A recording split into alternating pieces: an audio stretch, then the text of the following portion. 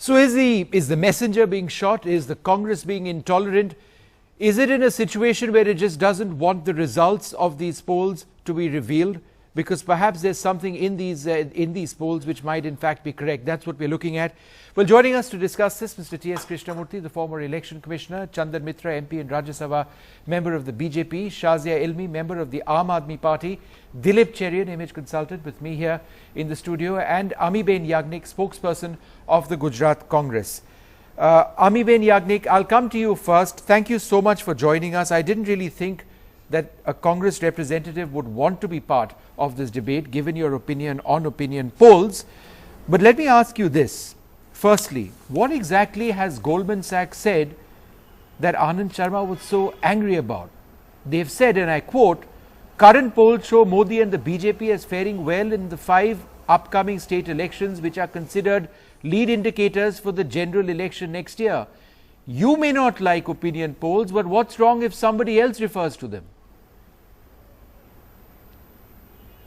Well, in a way, certifying at a stage when you are not required to, or it's not necessary.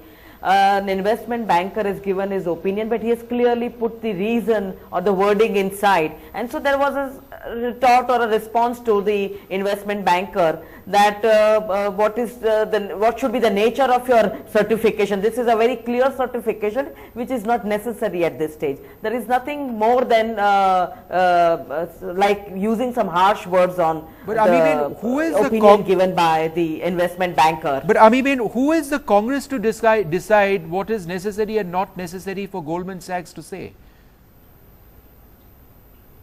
Goldman Sachs is an investment banker.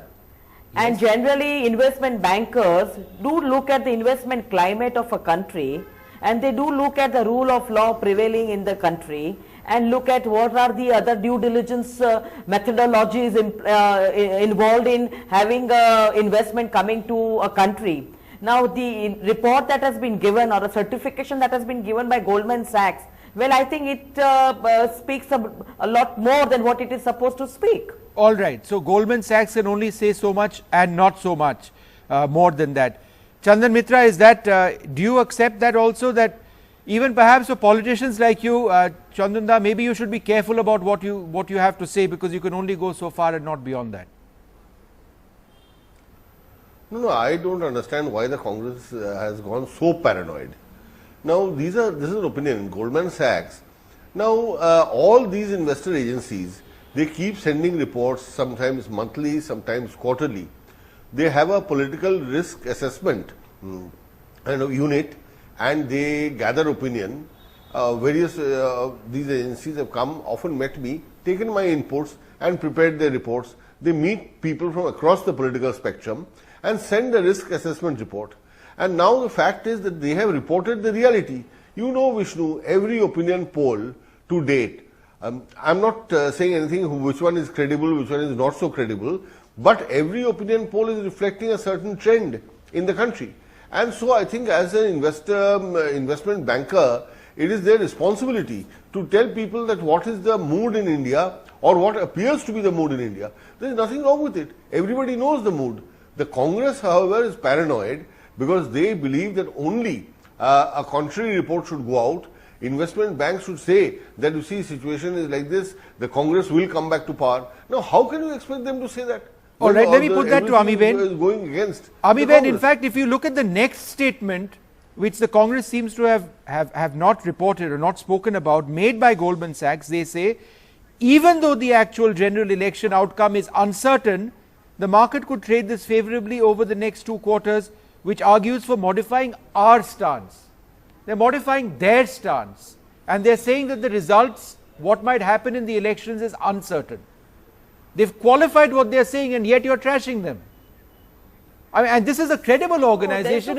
It's an internationally renowned credit rating agency. They're doing their job. No. There is no discrediting Goldman Sachs as an investment banker or an organization of this level.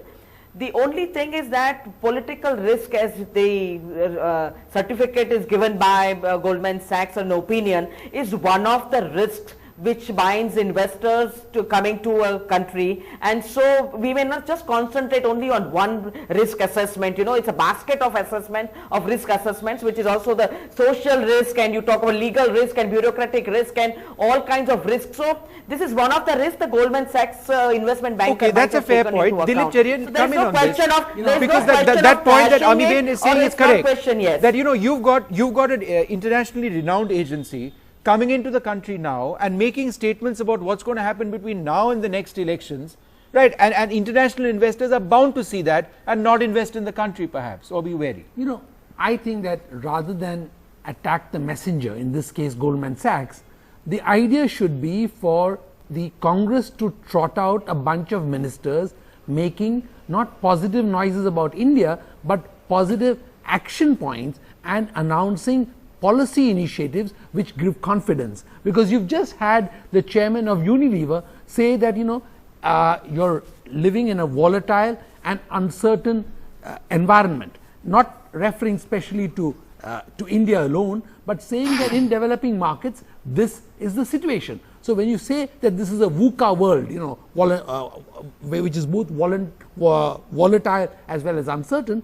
then you need ministers to come out and say things which are policy oriented, right. And that's what actually. But there's been no dearth of policy oriented statements. No, there is actually, because what investment bankers as well as the FDI investors are looking for is seeing something go forward from statement to practice. And, you know, look, it's the job of Goldman Sachs to look at a bunch of, you know, opinion polls and say this is what the country's opinion at the moment is, and I think that's fine.